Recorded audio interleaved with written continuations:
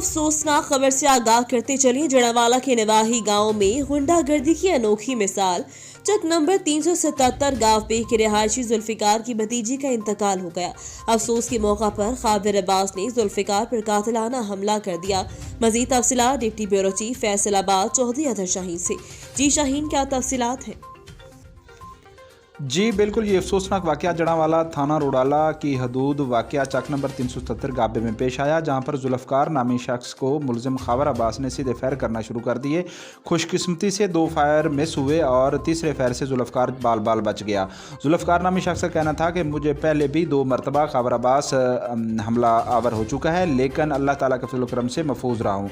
ये वाक़या उस वक्त पेश आया जब जुल्फ़कार की भतीजी का इंतकाल हुआ और अफसोस पर काफ़ी लोग जमा थे।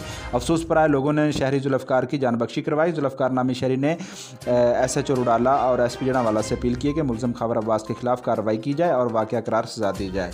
जी।